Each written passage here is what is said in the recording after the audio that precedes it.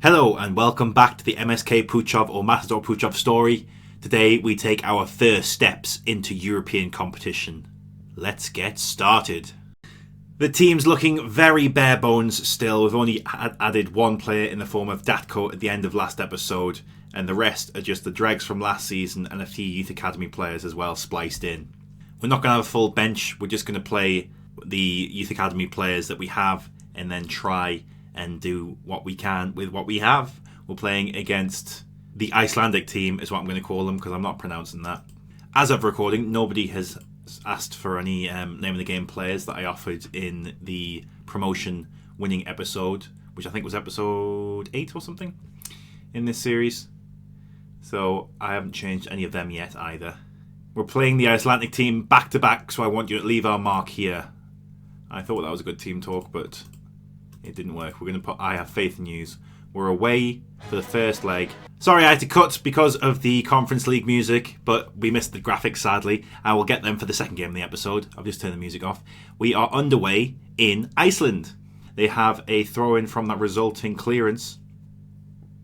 And they're playing it into the penalty area.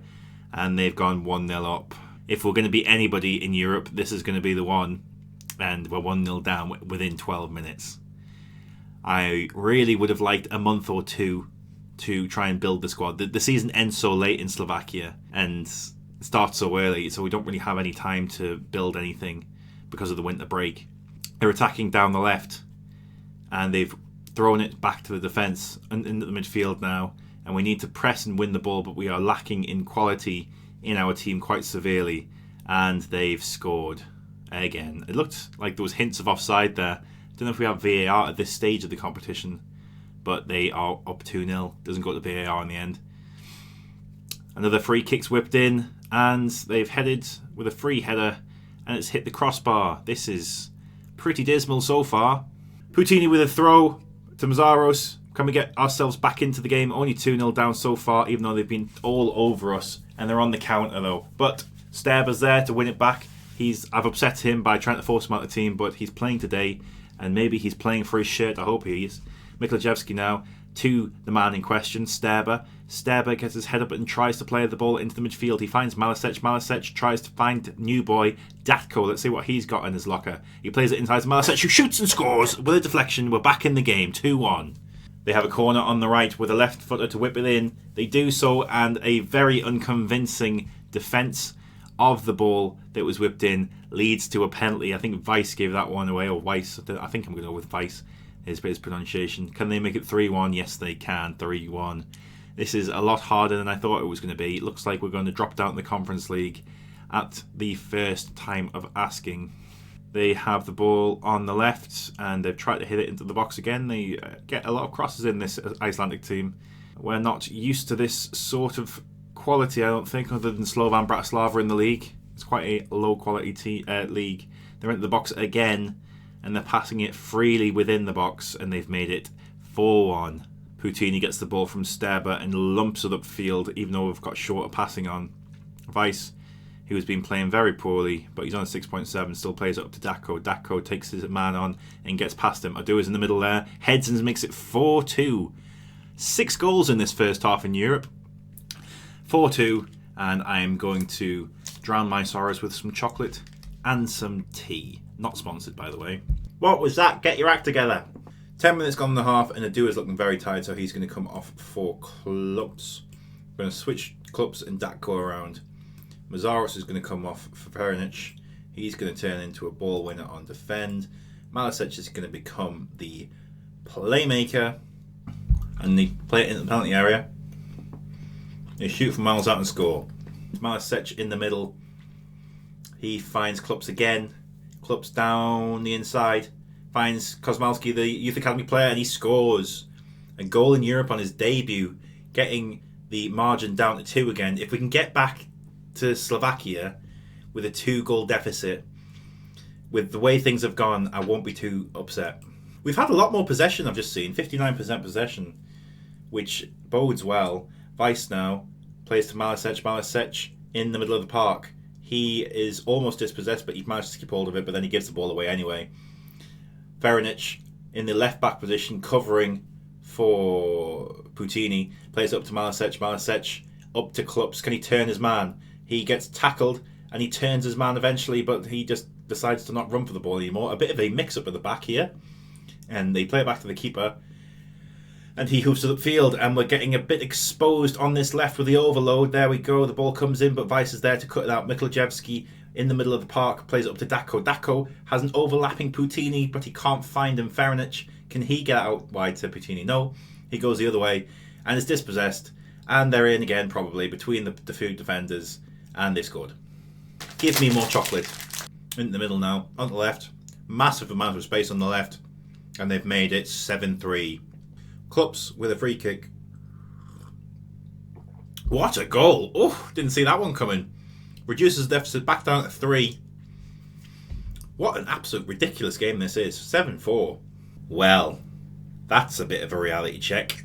On the statistics and the match momentum, it may be a bit harsh losing by 3 goals here, but 7-4 in the end in our inaugural European game of the save.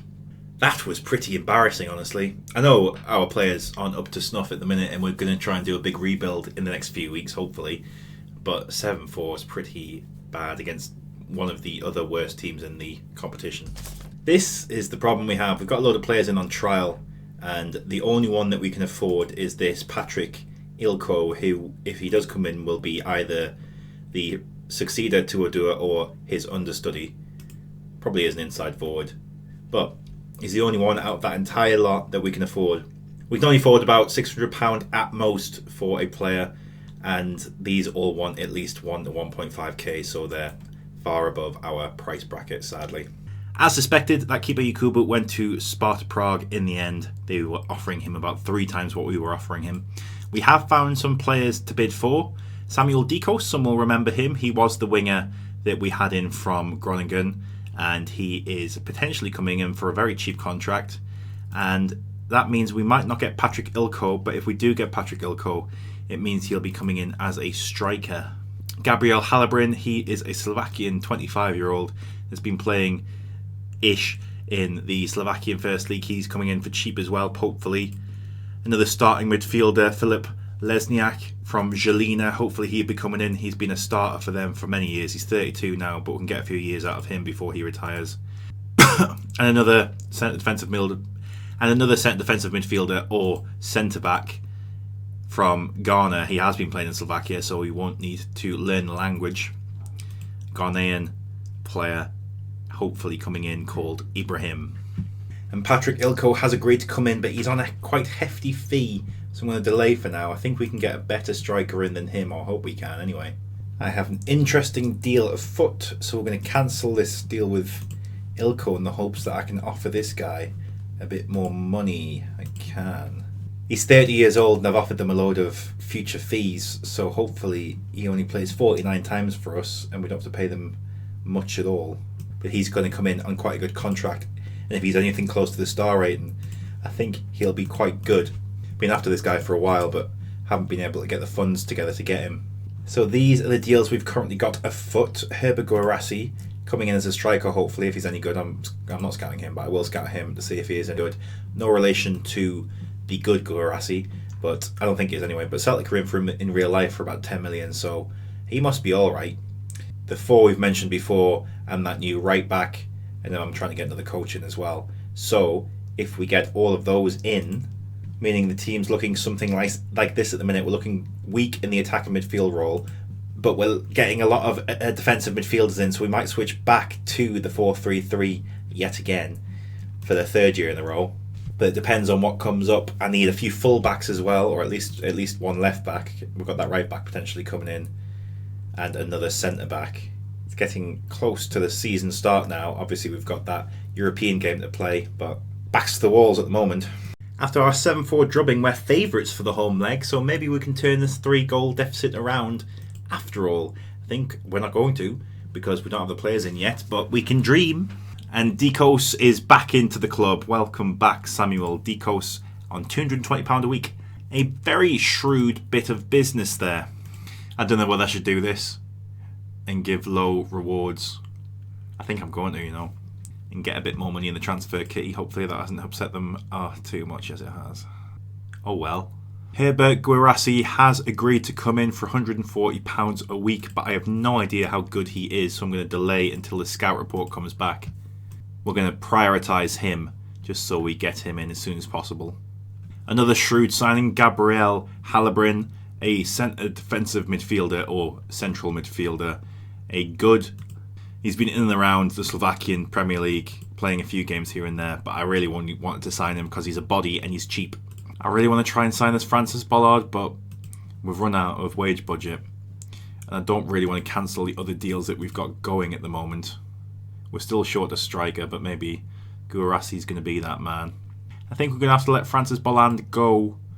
We'll keep him on the shortlist for now. He's been playing in the non-playable leagues in Austria, but he looks alright. Patrick Ilko, I don't think we're going to go for, but he's an option that we can go to if we really need to.